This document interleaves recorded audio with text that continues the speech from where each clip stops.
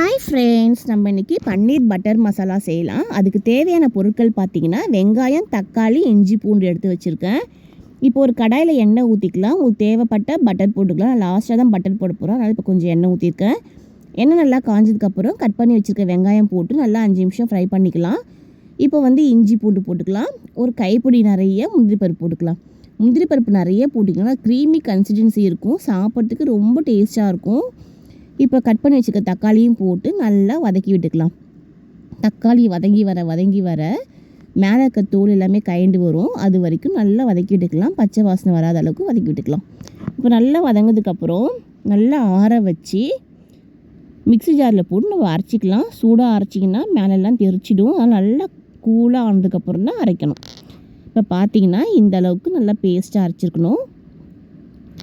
அதே கடாயில் இப்போ கொஞ்சம் எண்ணெய் ஊற்றிருக்கேன். எண்ணெய் நல்லா காஞ்சதுக்கப்புறம் 3 ஏலக்காய், பிரியாணி இலை குட்டி குட்டியாக கட் பண்ணி வச்சுருக்கேன், அதையும் போட்டுக்கலாம். பட்டை, அன்னாச்சி மொக்கு, லவங்கம் இதெல்லாம் போட்டு நல்லா பொரிஞ்சதுக்கப்புறம் அரைச்சி வச்சுருக்க விழுது எடுத்து ஊற்றிக்கலாம். மிக்ஸி ஜாரில் கொஞ்சமாக தண்ணி ஊற்றி கலக்கி ஊற்றிக்கலாம். இப்போ காரத்துக்கு தேவையான அளவுக்கு தனி மிளகாய் பொடி நான் 1 ஸ்பூன் போட்டிருக்கேன். பன்னீர் பட்டர் மசாலா அதிகமாக காரம் இருந்தால் நல்லா இருக்காது, லைட்டாக போட்டுக்கோங்க. தேவையான அளவுக்கு உப்பு, சுகர் ஒரு 1லேருந்து 1.5 ஸ்பூன் அளவுக்கு போட்டுக்கிறேன். நம்ம தக்காளி நிறைய போட்டுக்கோங்களோ அந்த புளிப்பு மேனேஜ் பண்ணுறதுக்காக சுகர் போட்டுக்கலாம். இப்போ பார்த்திங்கன்னா கரம் மசாலா 1 ஸ்பூன் போட்டிருக்கேன். இதெல்லாம் போட்டு நல்லா மிக்ஸ் பண்ணிவிட்டு இப்போ மசாலா ஐட்டம்ஸ் எல்லாமே நம்ம போட்டிருக்கோம்ல, மிளகாய் பொடியிலேருந்து கரம் மசாலாலேருந்து இது எல்லாமே நல்லா பச்சை வாசனை போகிற அளவுக்கு கொதிக்கணும். நல்லா கொதிச்சதுக்கப்புறம் பன்னீர் நல்லா க்யூபாக கட் பண்ணி வச்சுருக்கேன், அதையும் போட்டுக்கலாம். நம்ம அதை போட்டு நல்லா மிக்ஸ் பண்ணிக்கலாம். பன்னீர் டைரெக்டாக க்யூபாக கட் பண்ணியும் போட்டுக்கலாம். இல்லை கட் பண்ணிவிட்டு கொஞ்சமாக ஃப்ரை பண்ணிக்கூடும் போடலாம், நம்ம விருப்பம்தான்.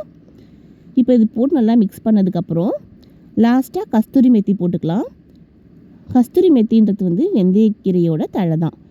இது போட்டிங்கனால வாசனையாக நல்லா ஃப்ளேவராக இருக்கும். நீங்கள் ஹோட்டலில் தான் சாப்பிடுவீங்களா பன்னீர் பட்டர் மசாலா, அதே டேஸ்ட் இருக்கும். ட்ரை பண்ணி பாருங்கள்.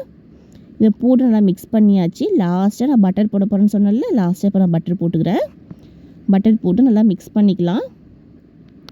பட்டர் நல்லா மெல்ட் ஆகி வரத்துக்கு சூப்பராக இருக்கும். லாஸ்ட்டாக போட்டிங்கன்னா வாசனையாக இருக்கும். அதுக்காக தான் லாஸ்ட்டாக போடுறேன் நான். போட்டு நல்லா மிக்ஸ் பண்ணிக்கலாம். இந்த ஸ்டேஜில் உப்பு போதுமான்னு சொல்லி செக் பண்ணி பார்த்துக்கோங்க. உங்கள்கிட்ட கஸ்தூரி மெத்தி இல்லைன்னா பரவாயில்ல, கொத்தமல்லி தழை கூட போட்டுக்கலாம். ஆனால் கஸ்தூரி மெத்தி போட்டிங்கன்னா ஹோட்டலில் சாப்பிட்ற அதே டேஸ்ட் இருக்கும். ட்ரை பண்ணி பாருங்கள். இந்த வீடியோ பிடிச்சிருந்தா சப்ஸ்கிரைப் பண்ணுங்கள். தேங்க்யூ.